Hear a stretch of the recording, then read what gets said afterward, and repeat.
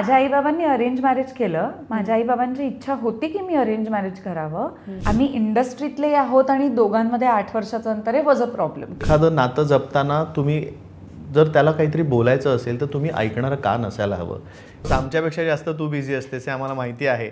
तुझ्याकडनं interview व्हायला पण किती आम्हाला वेटिंग लिस्टवर थांबायला लागतं. बघ प्रिया किती वर्षांनी इथे आलेली आहे. बरं, म्हटलं मी एक सांगू इच्छिते की त्याच्या एका हातात फोन आहे, दुसऱ्या हातात बंदूक आहे. खरं तर ही आपल्या सर्वांचीच एक अतिशय लाडकी जोडी आहे. उमेश कामत आणि प्रिया बापट आज खास नवशक्तीच्या स्टुडिओत आलेले आहेत.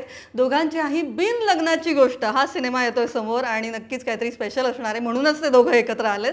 सो खूप छान वाटतंय आणि खूप स्वागत तुमचं नवशक्तीमध्ये. थँक्यू. आणि खूप दोघं बिझी असतं मला माहिती आहे, पण तुम्ही आलेला आहात आज माझ्यासाठी. ह्याच्यात येऊ नकोस, आमच्यापेक्षा जास्त तू बिझी असतेस हे आम्हाला माहिती आहे. तुझ्याकडनं इंटरव्ह्यू व्हायला पण किती आम्हाला वेटिंग लिस्टवर थांबायला लागतं. बघ प्रिया किती वर्षांनी इथे आलेली आहे. अनेक वर्षांपूर्वी प्रिया बरोबर तू इंटरव्ह्यू केला होतास. आल्या आल्या मी बघतोय कॅमेऱ्याच्या 12 वर्ष, म्हणजे खरं तर 12 वर्षानंतर आम्ही मोठ्या पडद्यावरती येतोय, पण 12 वर्षानंतर हा इंटरव्ह्यू होतो हे लक्षात ठेव. मला प्रेक्षकांना सांगायचंय बिन लग्नाची गोष्ट साठी आम्ही तर बोलणारच आहोत, पण कुठेतरी माझं रोस्ट पण होणार आहे. तर हा रोस्ट वाला इंटरव्ह्यू आहे, पण ठीक आहे, मी थांबून राहणार आहे आज. मध्येच मला पळावं लागलं तर माहित नाही. पण खरंच खूप नेहमीच तुम्ही अतिशय आवडते आहात माझे आणि खूप छान वाटतंय. तुम्ही एकत्र स्क्रीनवर कधी येताय हे पाहायला मी पण उत्सुक होते. त्यामुळे हे काय एवढं स्पेशल होतं या फिल्ममध्ये तुम्हीच सांगा आधी, कोणी सुरुवात करा. स्पेशल होतं म्हणजे मला असं वाटतं ते प्रेक्षकांनी ठरवावं 12 सप्टेंबरला की स्पेशल आहे की नाही आहे. पण अगदी प्रामाणिकपणे सांगायचं झालं तर आम्ही काम एकत्र करतो आहोत. नाटकं आता चालू आहे, जरतरची गोष्ट किंवा आणि काय हवं आमची वेबसिरीज झाली करून, त्याचे 3 सीझन झाले. पण मोठ्या पडद्यावरती एकत्र येणं जमत नव्हतं किंवा मेकर्सना वाटत नव्हतं आम्हाला मोठ्या पडद्यावरती एकत्र बघावं. त्यामुळे काही तयार होत नव्हतं. कारण टाइम प्लीज नंतर जसं जेव्हा आपण इंटरव्ह्यू केला त्यानंतर तुला त्यानंतर 2013 नंतर आपण आत्ता भेटतो, तसंच कुठेतरी एक टाइम प्लीज नंतर आम्ही काही वर्ष ठरवलं होतं की एकत्र नको करूया, तो शिक्का लागायला नको वगैरे वगैरे, की हिला घेतलं काम करायला तर त्याला पण घ्यायलाच लागेल की काय, असं लोकांच्या मनात येऊ नये. पण त्यामुळे आम्ही ठरवून ब्रेक घेतला होता. पण नंतर जेव्हा वाटलं की आता करूया, तेव्हा खरं तर हव्या तशा स्क्रिप्ट्स मिळत नव्हत्या किंवा अप्रोचच होत नव्हते. आम्ही इंडिव्हिज्युअली कामं करत होतो, ती वेगळी करत होती, मी फिल्म्स करत होतो, नाटक करत होतो, पण एकत्र आम्हाला मिळत नव्हतं. माझ्या मते हा जेव्हा चित्रपट आदित्य आणि नितीनने आमच्याकडे आणला तेव्हा आम्हाला असं वाटलं ह्या चित्रपटात काम करावं. कारण एकतर ह्या चित्रपटात ना आत्ताच्या जनरेशन ची मतं, त्याचबरोबर ओल्डर जनरेशनची मतं, विचार, माझ्या मते कुठल्याही आपल्या मराठी प्रेक्षकांसाठी खूप महत्त्वाची गोष्ट असते ती म्हणजे कथा, त्यानंतर त्या चित्रपटातील संवाद आणि रिलेट होणारी कॅरेक्टर्स. सो हे आम्हाला ह्या चित्रपटामध्ये दिसलं. आम्ही खूपशा गोष्टी आमच्याशी रिलेट केल्या. असं वाटलं की अरे हां यार, हे विचार लोकांपर्यंत यायला हवेत. आपल्या समाजात व्यक्ती तितक्या प्रवृत्ती असतात, तसंच विचारही वेगवेगळे असतात. प्रत्येक माणसाचे काहीतरी त्याच्या अनुभवाने तयार झालेले विचार असतात आणि ते त्याला मांडण्याचे पूर्णपणे त्याला हक्क असतो. पण मोकळेपणाने विचार मांडले पाहिजेत आणि जेव्हा तुम्ही एक विचार मांडता तेव्हा त्याच्यावरती डिस्कशन होतं आणि त्यातनं काहीतरी तुम्हाला मिळतं. सो मला असं वाटतं हा फक्त एका पिढीचा चित्रपट नाही आहे की ह्या यंग जनरेशनचा हा चित्रपट आहे, तर असं नाही आहे. तर वेगवेगळ्या पिढींचे विचार ह्या चित्रपटामध्ये मांडले जातात. आणि आदित्य हा असा दिग्दर्शक आहे की जो स्क्रिप्टला खूप महत्त्व देतो आणि त्यामुळे कलाकार म्हणून सुद्धा आम्हाला हे चॅलेंजिंग वाटलं. त्यात डॉक्टर गिरीश ओक, निवेदिता सराफ यांसारखे दिग्गज कलाकार बरोबर आहेत. सो आम्हाला हे खूप छान एकत्र एक छान मिश्रण तयार होईल, एक छान काहीतरी युनिक काहीतरी बघायला मिळेल असं आम्हाला वाटलं. त्यामुळे आम्ही दोघांनी हा चित्रपट करायचा ठरवलं. येस. आणि अर्थात आता प्रियाकडे येते. प्रिया, या मधल्या काळात अर्थात तुम्हाला एकत्र पाहणं आम्ही मिस केलं, पण मधल्या काळात तू एक वेगळी मोठी भरारी छान दोघांनीही घेतलेली आहे. तसं तुझं एक छान कुठेतरी एक हिंदी सिरीजचं एक छान दालनच मोठं उघडं झालं आणि इतकी उत्तम भूमिका तू करताना आम्हाला दिसतीयस. पण कुठेतरी अर्थात मराठी प्रेक्षक तुझ्या मराठीच्या हाता तुला मिस करत होता. तूही ते मिस करत होतीस त्यामधल्या? हो, अगदीच. म्हणजे मला मध्यंतरी एका हिंदी शोच्या प्रमोशनसाठी मी जेव्हा आपल्या मराठी माध्यमांमध्ये फिरत होते तेव्हा मला एकाने प्रश्न विचारला होता आणि तेव्हा मी उत्तर दिलं होतं की खरंच जेन्युअनली फार मोजके सिनेमे माझ्याकडे आले. 2018ला मी आम्ही दोघी केला तेव्हापासून आत्तापर्यंत, आणि व्हेरी अनफॉर्च्युनेटली जे आले ते मला नाही करावेसे वाटले आणि मी नाही केले. पण असं नव्हतं की माझ्याकडे खूप संख्येने वेगवेगळ्या प्रकारचे चांगले मराठी चित्रपट येत होते आणि मी ते करत नव्हते. माझ्याकडे तसे चित्रपटही येत नव्हते.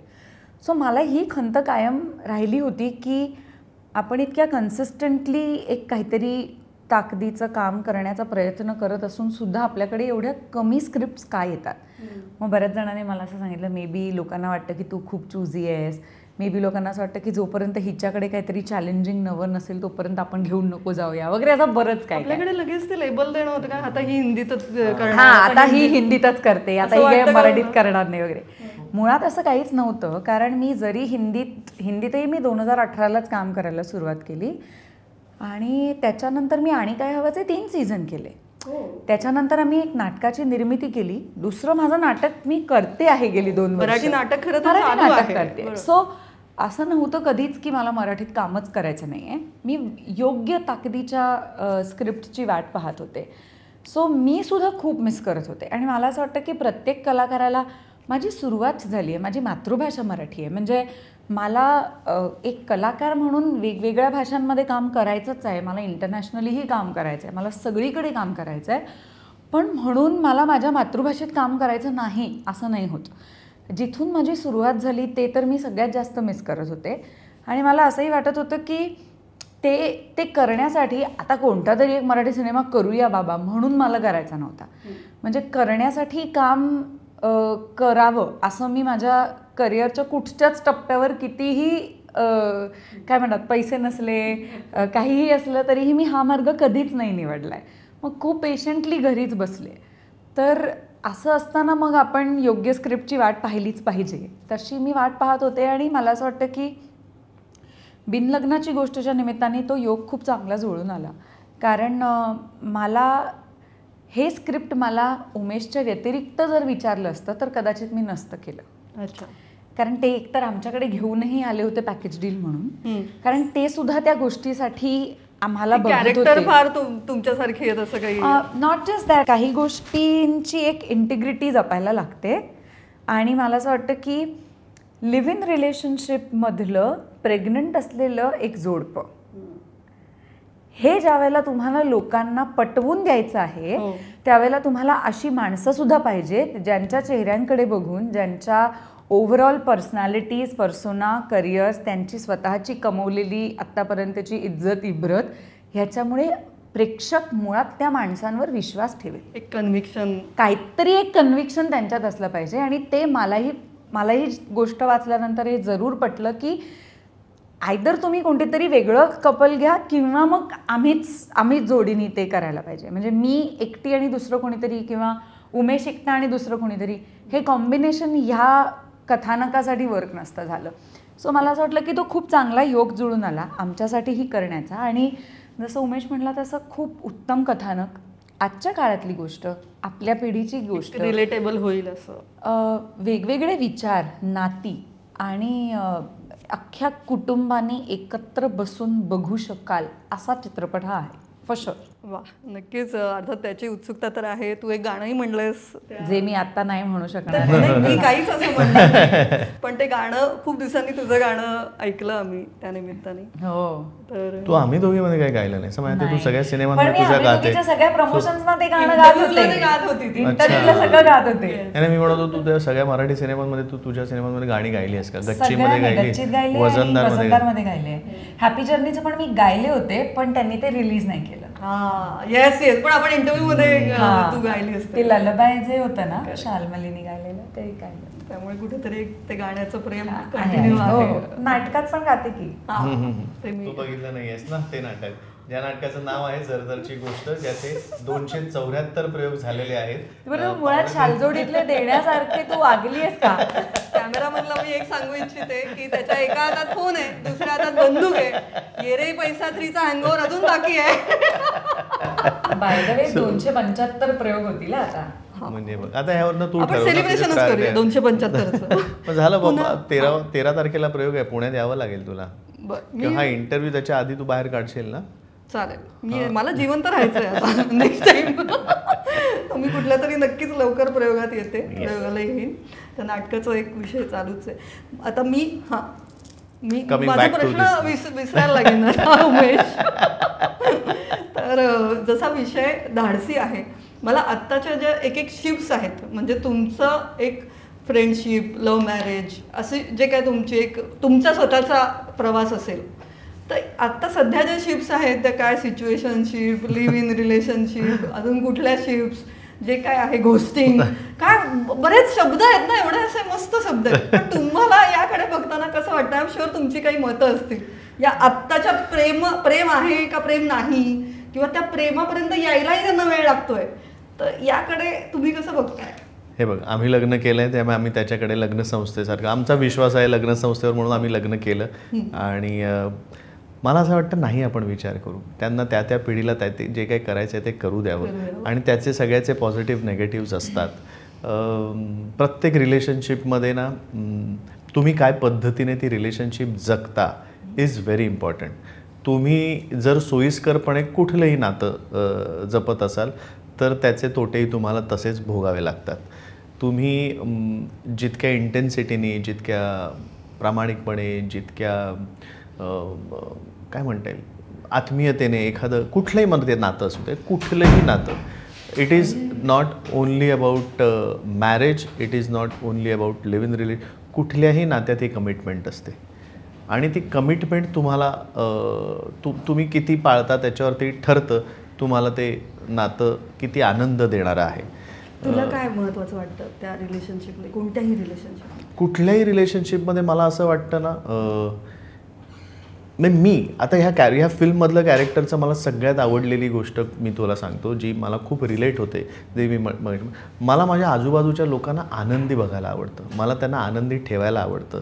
मी ज्या नात्यामध्ये असेल त्या नात्यातला माझा जो काही म्हणजे बायको म्हणून असेल, मित्र म्हणून, मैत्रीण म्हणून असेल, काय व्हॉटएव्हर जे काही नातं मी जपत असेल, मी माझ्याकडनं कमिटेड त्या नात्यात असेल ना, तर मला ती व्यक्ती आनंदी असली पाहिजे यासाठी मी सतत प्रयत्न करेन. आणि माझ्यामध्ये that is the most important. म्हणजे त्या नात्यात मला काय हवं आहे यापेक्षा समोरच्याला काय हवं आहे ह्याच्याकडे मला जास्त ते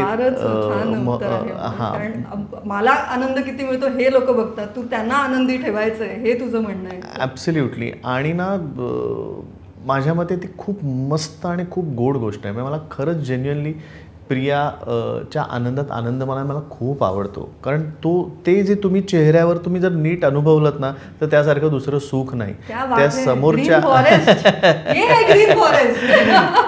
समोरच्या चेहऱ्यावर तुम्ही बघा ना, आपण बघ लहानपणी आपण लहान मुलांचं जेव्हा कौतुक करत असतो आपल्याला काय हवं असतं की ते किती छान गोड हसतं, कारण आपण त्याचे काहीतरी एक हट्ट पुरवला, त्याच्याशी काहीतरी त्याला त्याच्या मनासारखं आपण मग काहीही करतो आपण.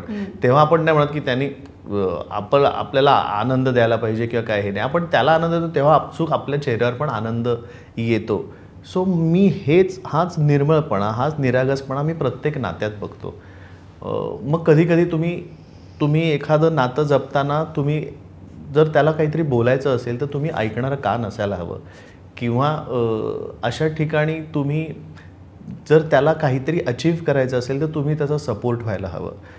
आणि माझ्या मते अशा पद्धतीने जेव्हा तुम्ही एकत्र नातं जपता तेव्हा ते नातं सक्सेसफुल होतं. मग ते कुठलंही असो, मग ती कुठलीही शिप असो, मग इट इज नॉट. पण तुम्ही खूप ना हे काही ह्या ज्या शिप्स आहेत त्या सोयीस्कररित्या जर तुम्ही वापरल्यात तर तुम्हाला त्याचा रिझल्टसुद्धा सोयीस्करच मिळणार.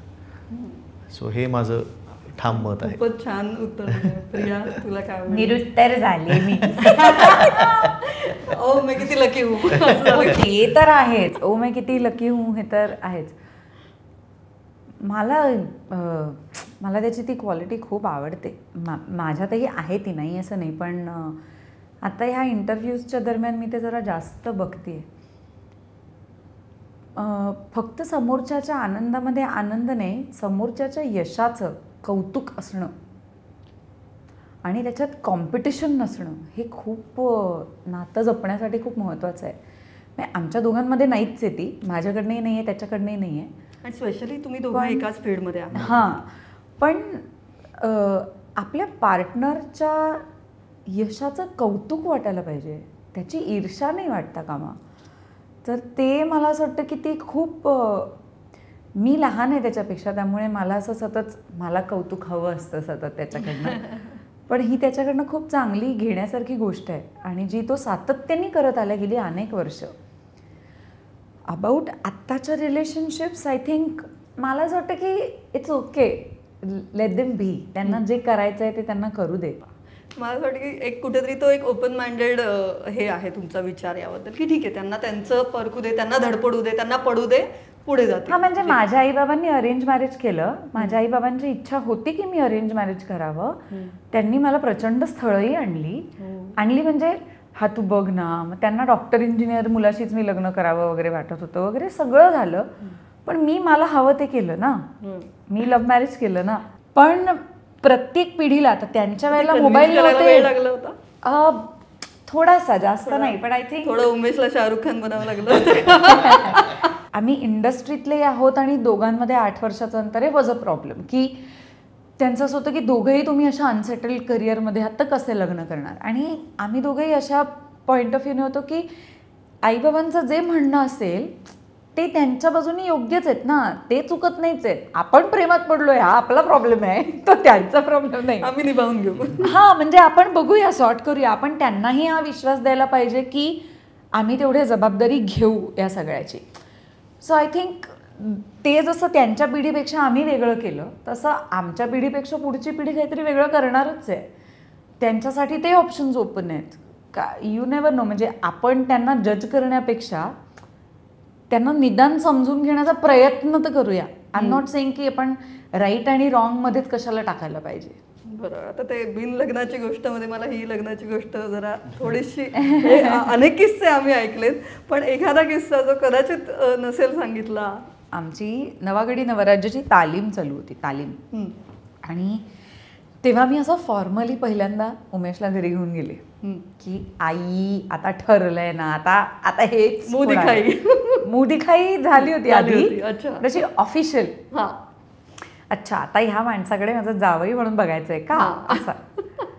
तर तेव्हा माझ्या आईने त्याला लाडू दिला खायला. माझ्या आईने अत्यंत प्रेमाने घरी बनवलेला लाडू. ते हे तो मला आयुष्यभर आजपर्यंत ऐकवतो. कारण तो लाडू मेथीचा होता. तोही खाल्लास तू प्रियाच्या प्रेमात उमेश. ऑप्शन नव्हता माझ्याकडे. घरी बोलवा आणि मेथीचा लाडू खायला आला, तो हो म्हणला तर तोच तुमचा खरा नवरा आहे. आणि माझ्या आईच्या हातचा मेथीचा लाडू अजिबात कडूबिडू नसतो. पण तो मेथीचा आहे ना, तो बुंदीचा. उमेश म्हणजे बांधलं तुला. मग मी आयुष्यात पहिल्यांदा मेथीचा लाडू खाल्ला होता. हा, म्हणजे मी आधी त्याच्या आधी कधी खाल्ला नव्हता आणि माझ्यामध्ये त्यानंतरही मी पुन्हा खाण्याची हिंमत करणार नाही. तो जो काही मी कधी खाल्ला, मी त्या दिवशीपासून उलट मी ठरवलं, ओ दिस इज मेथीचा लाडू आता. प्रियाच्या प्रेमात खाल्लास तू. लोक काय म्हणतात तसं. अर्थात त्यांनी तो काही ह्यांनी नाही भरवला होता. आईने काय असं कडू म्हणून प्रेमाने.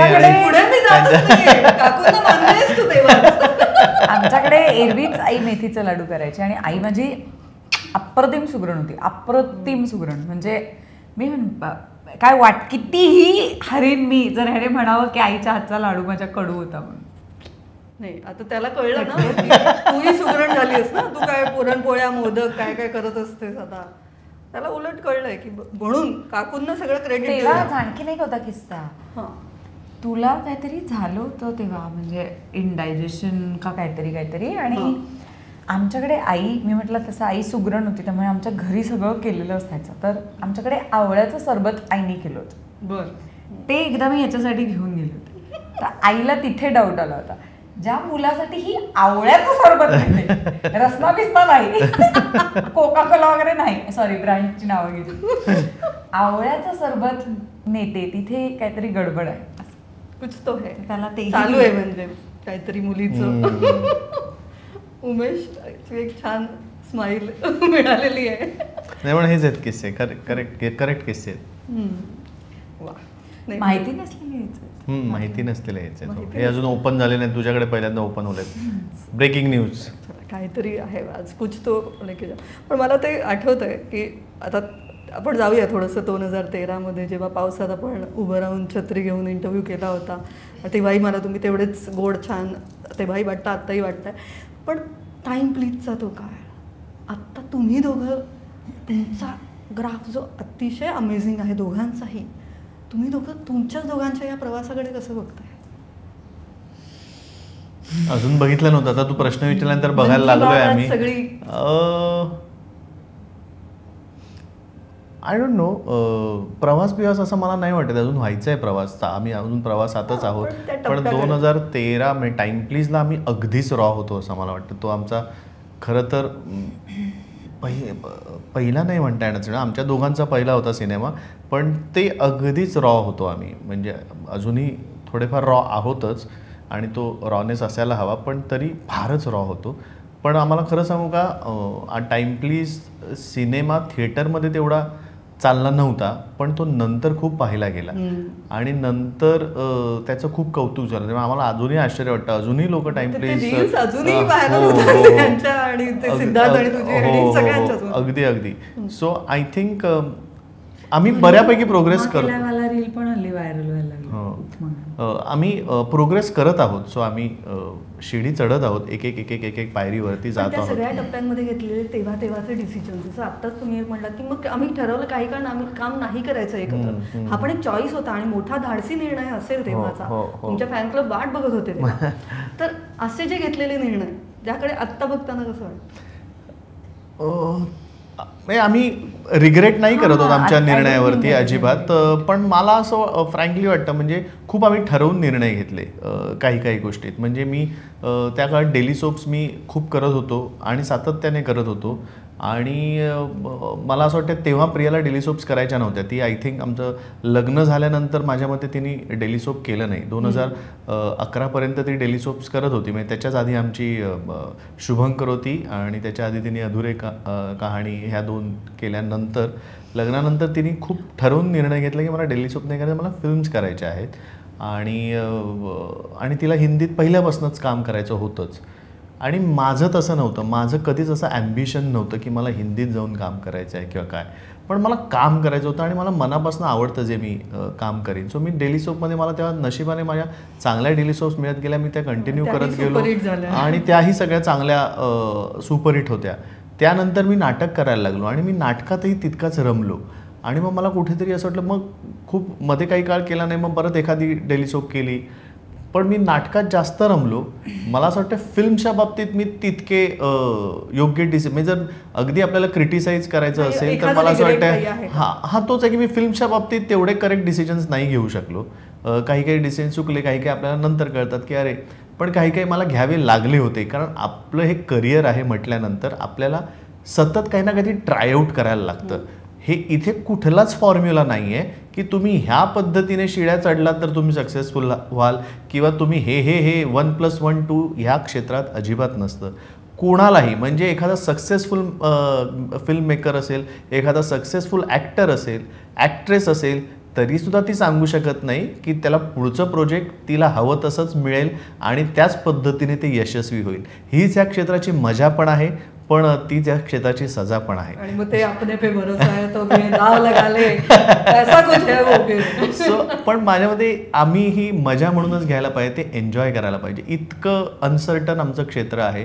मी आज इथे तुझ्याबरोबर बसलोय, मला माहिती नाही माझ्याकडे उद्या कुठलं एक मोठं प्रोजेक्ट येणार आहे की मला पुढचे 2 वर्ष एखाद्या प्रोजेक्टसाठी मला थांबावं लागणार आहे. सो माझ्या मते त्यामुळे मी असं म्हणणार नाही की आमचा हा प्रवास झाला तो सक्सेसफुल झाला, अनसक्सेसफुल झाला किंवा काय. पण आम्ही दिवसेंदिवस नक्कीच स्वतःमध्ये इम्प्रूव्हमेंट करत, ग्रोथ आमच्यात आम्ही बघत, आम्ही काहीतरी चॅलेंजेस त्यातल्या त्यात शोधत, काहीतरी हे करत, आम्हाला आयुष्य जसं जगायचं आहे तसं आम्ही जगण्याचा प्रयत्न करत आहोत. आणि डेफिनेटली आम्ही खूप आनंदी आहोत आणि आम्ही आनंदी राहण्याचा प्रयत्न करतो. आम्हाला आमच्या कामात आमचं सगळ्यात महत्त्वाचं गोष्ट मला असं वाटतं, जे काम आम्हाला आवडतं तेच आमचं प्रोफेशन आहे. सो ह्यासारखं माझ्या मते सुख नाही दुसरं कुठलं. त्यामुळे आय थिंक टाईम प्लीजपासनं आता बिन लग्नाची गोष्ट इथपर्यंत आम्ही तेच करत आलोत आणि सातत्याने तेच करत राहू. त्याच्यात टाइम प्लीज नाही. वा वा वा. काय आता सेम उत्तर तर काय एवढं वेगळं देणार म्हणजे ग्राफ थोडा वेगळा असेल किंवा मी म्हणतो असं की ते घेतलेले निर्णय, ते चॉईसेस. मला असं वाटतं की मी ते चॉईसेस करू शकले कारण त्यावेळेला जे एक आर्थिक स्थैर्य लागतं ते निर्णय ह्याने घेतले होते. म्हणजे हा डेली सोप करत होता आणि एक काय म्हणतात ब्रेड अँड बटरची सोय करत होता, म्हणून मी वाट बघून मला हवा तोच सिनेमा करेनच्या झोनमध्ये मी राहू शकले. सो फ्रीडम तुला मिळाला. मला मिळाला, त्याने मला दिला. म्हणून मी सतत म्हणते ना, इट इज व्हेरी इम्पॉर्टंट की तुम्ही दुसऱ्याच्या प्रोसेसला तेवढं रिस्पेक्ट करणं, त्याचं यश बघणं हे सुद्धा खूप महत्त्वाचं आहे. ॲट द सेम टाईम मला माध्यम म्हणूनच टेलिव्हिजन फारसं म्हणजे असं माझा खूप असा ओढ नव्हती त्याच्याकडे, त्यामुळे मी त्याच्यातनं थोडी मागे पण पडले. आणि नाटक न करण्यामागे खूप टेक्निकल कारणंही होती. माझा घसा, आवाज बसणं आणि हे ते बरंच काय काय, म्हणून मी नाटकाकडे परत वळले, पण मी टेलिव्हिजनकडे परत नाही वळू शकले. सो मला आत्तापर्यंत रिग्रेट नाही आहे. म्हणजे मी नाही म्हटलेल्या कामाचाही रिग्रेट नाही आहे, जे माझ्याकडे नाही आलं त्याचाही रिग्रेट नाही आहे, जे मी केलं त्याचाही रिग्रेट नाही आहे. मला सगळ्यातनं काहीतरी शिकायला मिळालं आणि मला हे नक्की वाटतं की प्रत्येक प्रोजेक्टनी मला बेटर अभिनेत्री केलं आहे. जी प्रोसेस आहे ते करतच राहायचं असतं आयुष्यभर, आपण ते करतच राहू. पण तेव्हापासून ते मी अगदी आत्तापर्यंत म्हणेन की आयुष्यातले अनुभव, भेटलेली माणसं, आयुष्यात माणसांमुळे आलेले वेगवेगळे अनुभव, तुमच्या वैयक्तिक आयुष्यातले अनुभव, तुमच्या कामातनं तुम्ही काय शिकता, तुमचं काम बघून तुम्ही काय शिकता. करताना शिकता ते वेगळं, पण आपण जेव्हा आपलंच काम पडद्यावरती बघतो त्यावेळेला आपल्याला काय येतं फिलिंग. तुम्ही सतत स्वतःच्या ग्लोरीतच राहता का, वाव मी किती छान दिसते, ह्याच्यातच अडकलात तर संपलं करिअर तुमचं. त्याचं काहीही नाही होऊ शकत. तुम्हाला तुमच्या चुका काढता येत आहेत का, तुम्हाला त्याच्यावरती पुढच्या कामावरती पुढच्या रोलमध्ये त्याच्यावर काम करून बदल करता येतोय का, दिग्दर्शक सांगतोय ती गोष्ट आत्मसात करून पुढच्या टेकमध्ये मला किती आणि कसे बदल करता येत, हे सगळं शिकण्याची प्रोसेस प्रत्येक प्रोजेक्ट गणिक होत गेली. ती ओव्हरनाईट नाही झाली. म्हणजे काही प्रोजेक्ट्समध्ये मी खूप इन्स्टिंक्टली काम केलं, काही प्रोजेक्ट्समध्ये मी खूप विचार करून प्लॅन करून काम केलं, काही प्रोजेक्ट्समध्ये आता ह्याच्यासाठी हे टेक्निक वापरू शकतो हे कळायला लागलं. खूप काळानंतर मी बॉडी लँग्वेजवरती काम करायला लागले, जे मी सुरुवातीला करत नव्हते. सो मला असं वाटतं की एक अभिनेत्री म्हणून ग्रो होण्यासाठी या सगळ्या निर्णयांची खूप मदत झाली. आणि त्या सगळ्या निर्णयांमध्ये मला खरंच असं वाटतं की जर हा मनुष्य माझ्या पाठीशी नसता आणि हा माझ्या बरोबरीने नसता, नुसतं पाठीशी नाही माझ्या बरोबरीने तिथे ह्या सगळ्या प्रोसेसमध्ये नसता, तर ह्यातलं मी काहीच ना शिकू शकले असते ना त्याची अंमलबजावणी करू शकले असते. खरंच कौतुक वाटतं मला. म्हणजे नेहमी म्हणजे आता इतके वर्ष मी ओळखते, पण मला नेहमीच खूप कौतुक वाटतं की तुम्ही दोघंही अतिशय फोकस्ड आहात. फार कमी लोक आपल्या इंडस्ट्रीत असे इतके फोकस्ड आणि खूप हार्डवर्किंग पण आहात. मी तर सांगू, आम्ही मुळात दोघंही अत्यंत आतमध्ये मनातनं शांत होतो. आमची इनर कॉम्पिटिशन काहीतरी असेल म्हणजे स्वतःशी असलेल्या झगड्याची, पण आम्ही ह्या इंडस्ट्रीत तयार झालेल्या ह्या कॉम्पिटिशनमध्ये स्वतःला धरतच नाही, स्वतःला ते अफेक्ट करून घेत नाही, कुठच्याही रेसमध्ये धावत नाही. ह्यांच्याकडे ह्या गाड्या आहेत आणि त्यांच्याकडे तशी घरं आहेत म्हणून मला हेच करायचं आणि मला ते, हे कुठल्याही गोष्टी थँक गॉड आम्हाला दोघांनाही वाटत नाही. त्याच्यामुळे तुम्ही ना आतमधनं शांत असता आणि मग तुम्हाला फक्त आलेलं काम चोख करायचं एवढाच तुमचा गोल असतो. आणि मला असं वाटतं की उत्तम नातं आणि उत्तम घरातली माणसं ही एक अत्यंत चांगली इमोशनल सिक्युरिटी असते, जी असली की तुम्ही 4 गोष्टी धाडसी निर्णय घेऊ शकता. मग आणि खरंच म्हणजे मला म्हणजे आजकालच्या नटमंडळींनी कुठेतरी आदर्श घ्यावा असंच तुमची जोडी आहे आणि खरंच हे खूप कमेंडेबल आहे. जेव्हा आत्ता आपण आधार देताय का नाही देताय, इथे एक रिलेशन टिकत नाही 6 महिन्यात, हे जेव्हा आपण बोलतोय आत्ताचे प्रॉब्लेम्स, तेव्हा हे अनेक वर्षांची एकमेकांना साथ देणं, खंबीर असणं त्या चॉईसेसवर, हे खरंच म्हणजे आपको अवॉर्ड नाही. पण त्यामुळेच खूप छान वाटतं की त्या बिन लग्नाची गोष्ट निमित्ताने या तुमच्या लग्नाची गोष्ट इतकी छान उलगडत गेली आहे आणि इतकं छान तुम्ही सांगितलं. आता जाता जाता मी या फिल्मचा टेक अवे काय होता हा एक सांगेन, किंवा हा एक विचारीन तुम्हाला, किंवा एक मला नक्की विचारायचं काय खूप अवघड गेलं या सिनेमाच्या दरम्यान, ते काय पोट पुढे बाबा माझ्या कर्मा का डोकं खाल्लं सगळ्या प्रेग्नंट बायकांना बाबा साष्टांग नमस्कार. बाबा कसं म्हणजे आई होणं हे you have to go through it. म्हणजे मी काही खरी प्रेग्नंट नाही झाले, पण ते पोट लावल्यावर साधारण मला फील येतच होता की बाबा यांचं काय होत असेल. पण hats off to every woman who goes through this emotional, physical challenges, transformation. It's not easy, it is not easy. तुमच्यात मला असं वाटतं की ते आतपासनं, आणि मी माझ्या बहिणीला, सख्ख्या बहिणीला खूप जवळनं पाहिलं आहे या सगळ्यातनं जाताना, तुमच्यात आतून बाहेरून सगळे बदल घडवून टाकता आणि तुम्ही एक जेन्युअनली पुनर्जन्म होतो तुमचा. म्हणजे after a birth of a child you are no longer the same person that you were earlier. तुम्ही फार वेगळे होऊन जाता खूप वेगळ्या पद्धतीने. म्हणजे तुमची बॉडी बदलते, इमोशन्स बदलतात, प्रायोरिटीज बदलतात. म्हणजे या रोलच्या निमित्ताने तुला तर अंदाज आला. माझ्या बहिणीच्या प्रेग्नन्सीपासून मी ते सगळं समजून घ्यायला लागले होते आणि मी ते खूप जवळनं पाहिलं होतं ऑलरेडी. आणि या रोलच्या निमित्ताने मला त्याची फिजिकॅलिटीचा अंदाज आला की जेव्हा ते प्रॉस्थेटिकचं पोट माझ्या पोटावरती बसवलं गेलं त्यावेळेला मला खरंच चालता येत नव्हतं, मला वागता येत नव्हतं, मला सारखं ते घेतल्याने असं व्हायचं. तर मला असं वाटतं की त्या गोष्टी ज्या मला बॉडीली अडॅप्ट करायला मिळाल्या त्या नॅचरली माझ्यात झाल्या. पण म्हणजे निवेदिता ताईचा आजच एक टीजर आलाय प्रो छोटं कट बाहेर, ज्याच्यामध्ये ती असं म्हणते की मातृत्व हे किती छान आहे ना, की आपण एका माणसाला जन्म देत असतो, एक अख्खा माणूस आपल्याच्याने घडणार असतो, काय निसर्गाची किमया आहे. तर मला असं वाटतं की ह्या सगळ्या गोष्टी, मला त्याचा वैयक्तिक अनुभव नाही आहे पण इमोशनली खूप रिच झाले मी या चित्रपटामुळे. वा. आणि उमेश तरी तसंच. मी टेक्निकली थोडंसं म्हणेन, प्रियानी इमोशनली सांगितलं आहे त्यामुळे.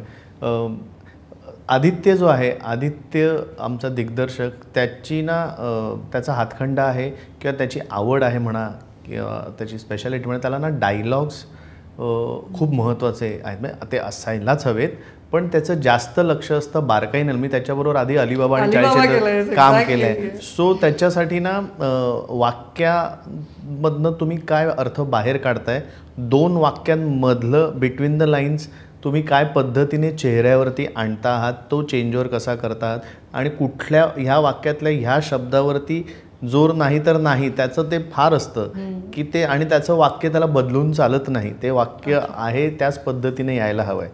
ह्या सिनेमात जास्त कठीण मला हे जाणवलं की म्हणजे माझं निवेदिताताईंचा एक सीन आहे, माझा डॉक्टर ओकॉनचा सीन आहे, प्रिया माझे सीन्स आहेत, आमचे असे इंडिव्हिज्युअल पण खूप सीन्स आहेत ज्याच्यात ना मोठे मोठे सीन्स आहेत आणि ते त्यांनी खूपसे वन शॉट वन टेक पण प्लॅन केले आहेत कोरिओग्राफ करून. म्हणजे माझा आणि निवेदिताताईचा पहिलाच सीन असा होता, शूट पण तो पहिला केला, की ज्याच्यात ती चहा बनवते, माझ्या पायाला लागलेला आहे, आम्ही किचनमध्ये आहोत आणि खूप महत्त्वाचं आमच्या दोघांमध्ये बोलणं होतं, कारण आम्ही पहिल्यांदा ओळखतो, एकमेकांबद्दल जाणून घेतो आहोत एकमेकांबद्दल, आणि इमोशन्स वाईजसुद्धा त्याच्यात खूप काही म्हणणं होतं. सो तो त्याला त्या पद्धतीने त्यांनी कोरिओग्राफ केला होता आणि मला लक्षात आलं की इतक्या गोष्टी ॲट अ टाइम लक्षात ठेवायच्या आहेत. म्हणजे मी आधी सो माझ्यासाठी ना हे खूप महत्त्वाचं आणि खूप चॅलेंजिंग होतं. सो असे अनेक सीन्स या सिनेमामध्ये आहेत. तसेच काही सीन्स आहेत आमच्या चौघांचे एकत्र सीन आहे डायनिंग टेबलवरती, खूप इंटेन्स आणि खूप इमोशनल असा सीन आहे जो त्याला वेगवेगळ्या अँगलने शूट करायचा होता. पण आम्ही डायनिंग टेबलवरच आहोत, आमच्या दोघांचेही इमोशनल बर्स्ट खूप होतो आहे. अशात त्यांनी तेच वेगवेगळ्या अँगलनी सेम इमोशन्स शूट केलेले आहेत त्याच्यातही.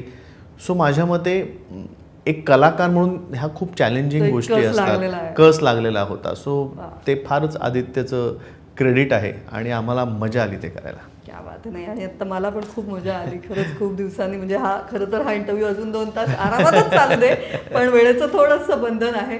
पण खरंच खूप छान वाटलं प्रिया उमेश, तुम्ही लाडके आहात, कायम असणार आहात. पुन्हा पुन्हा येत राहा प्लीज, वेळात वेळ काढून, आणि येतच राहा पुन्हा पुन्हा, आणखी गप्पा मारत राहू. त्या गोष्टी आणखी उलगडत जाणार आहेत. सध्या बिन लग्नाची गोष्ट या सिनेमासाठी खूप मनापासून शुभेच्छा. Thank you so much. सो 12 सप्टेंबरला संपूर्ण महाराष्ट्रात हा चित्रपट आमचा प्रदर्शित होत आहे. आणि जर आम्हाला पुन्हा पुन्हा आमच्या इंटरव्ह्यूजला सुद्धा भेटायचं असेल तर थिएटरला जाऊन सिनेमा बघा. म्हणजे पुढचे प्रोड्युसर जे असतील ते म्हणतील की अरे यांचे सिनेमे थिएटरला येऊन बघतायत लोक, सो यांना अजून सिनेमे देऊया. जोडीनी थँक्यू आणि जोडीनी ऑन स्क्रीन पण येत राहा. थँक्यू.